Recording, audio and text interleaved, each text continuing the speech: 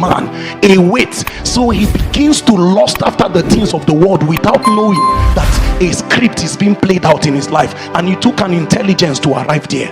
So the average young man is going online and see a young boy with a t-shirt and a slide and colored socks and just a crossover bag with an SUV, a G-Wagon, and you are there, you that you are still studying, you that you are learning one hand trade, one skill or another, you are thinking all these things is a waste of time. See my mates, see where they are.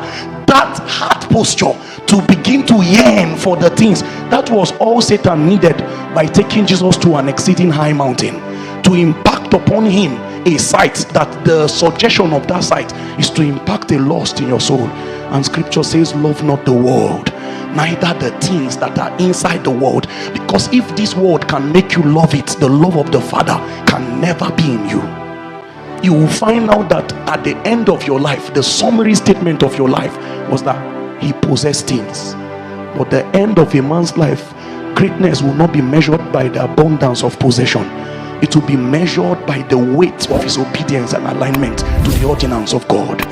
So at the end of all you would have done, maybe you built a house. Unfortunately, time will mark your call. When time comes to mark you, in 20 years time, that house will not be relevant again. Have you seen reigning houses that you were freaked about some years back? Now you pass by them and they look like old archives of forgotten relics. That is somebody's legacy. A man built a house and wrote his name on it. Wrote his name and used concrete to form the name so that the erosive effect of rain will not blot it out. Unfortunately, if he is alive to see what that house looked like today, he would be trying to clean his name. It's no longer something to be proud of.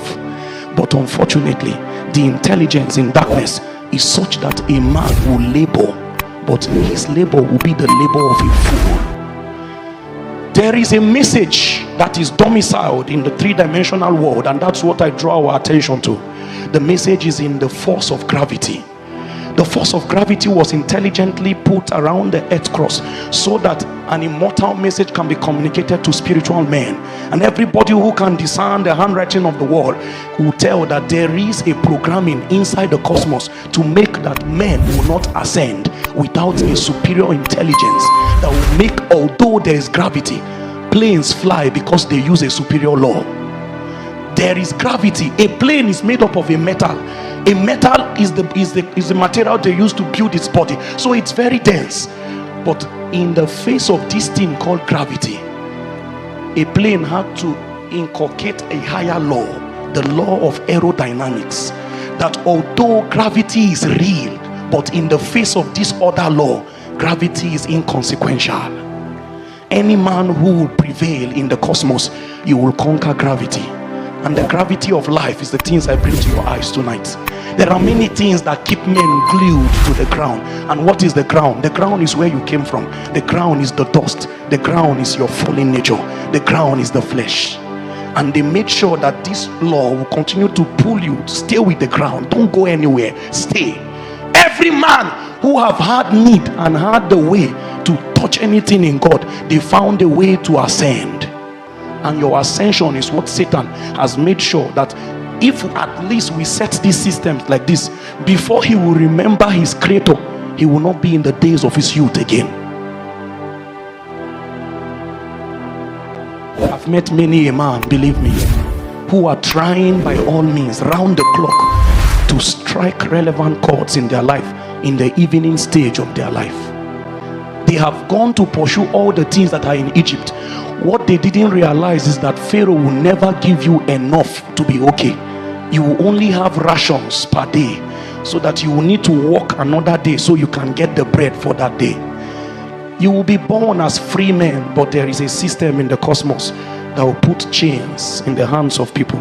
So much so that when you want to call upon the name of Adonai, your father from whom you came, you will be begging Pharaoh to let you go and serve your God. That's the story of the average man. When you are done pursuing everything, now you that was born free, unfortunately the price of all you got was chain. What shall it profit a man? You don't like the message I bring for you today, but this is the heartbeat of God. what shall it profit a man? I was just reflecting today about the way life can so happen and cease so suddenly. Unfortunately, most of us here are young people, and we have some elderly people in our midst. We celebrate them. But let me tell you one truth: not everybody here will grow up to be fathers. Not everybody here will be mothers. It's an unfortunate reality. What the spirits call long life is not longevity of age.